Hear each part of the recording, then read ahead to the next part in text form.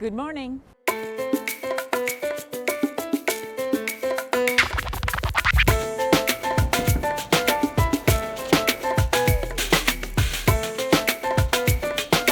Hi, hello, this is Salad. How are you? Hi. Hi, honey. Oh my gosh, come in. Thank you. Come on, Salad, let's go. Come on, let's go.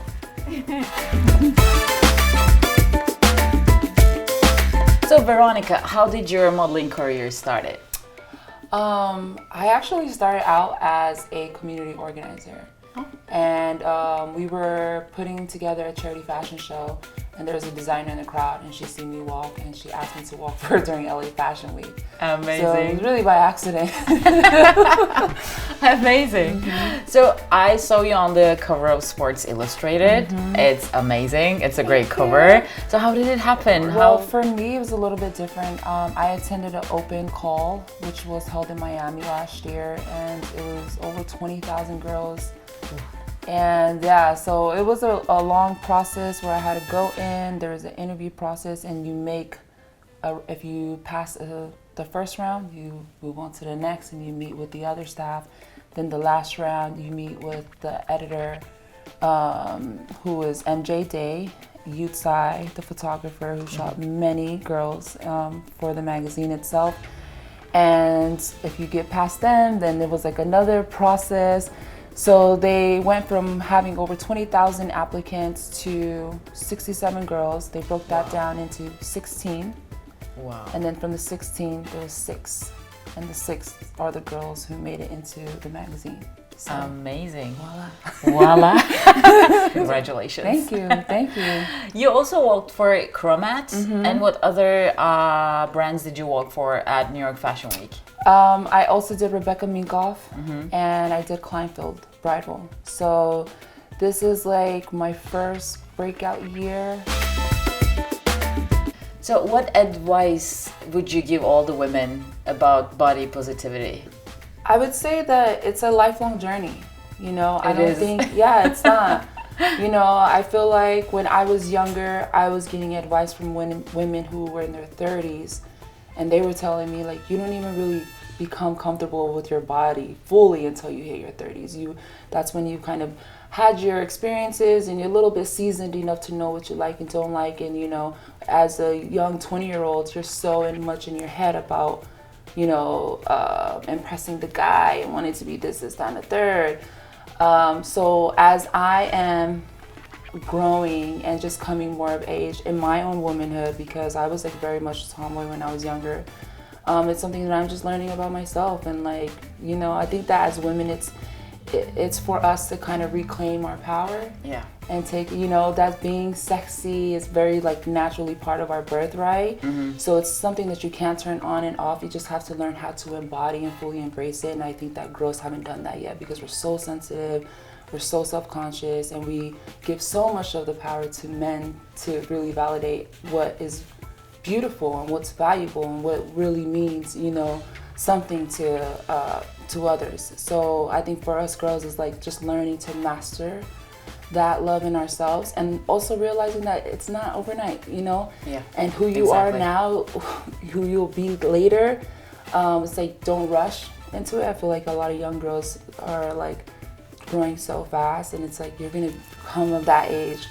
Have fun, enjoy, and also like be open to learning and continuing to be a student. And I mean, I know girls probably look at me like you're so confident, you know, but I have my moments too. Every day I have my moments. Of course. But I still have to check myself also and be like, you know what? I'm the only one who's gonna live in this body, who's gonna thrive in this body. Yeah. So I'm the only one that has to push myself to, you know, radiate that. I love myself, so I really don't care what you think. Exactly. You know how hard it took for me to get into this mentality and to be in this space where I feel comfortable enough to take up space and own it. Yeah. You know, I realized that to me was so much more important than having validation from a guy that was like, oh, I'm the one in control. I'm the one with the power. I'm the one that says, yes, I give you consent. Therefore, the queen has arrived. But I feel like every girl should have that mentality, but it takes a while to, you know, come into that understanding and that realization. And hopefully I can continue to be someone who plants a seed, continues to drop doses, drops gems for these young girls. Yes, please keep doing that. And for everyone, you Exactly. know, I want to be the girl that I needed Yeah. when I was growing up. So. Yeah. Yeah. Beautiful. Thank you. Of course. What is your guilty pleasure when it comes to food? We had this conversation because I said men can be food too. I love this answer. All right. But I actually really do have a sweet tooth. Yes. So Amazing. it could go both ways. But I Amazing. have a sweet tooth.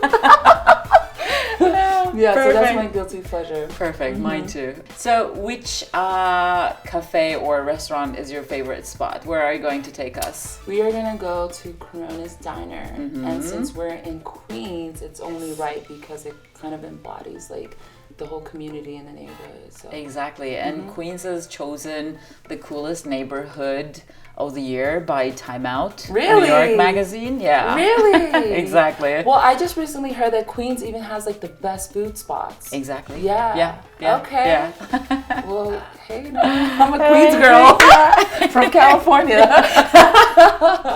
Amazing.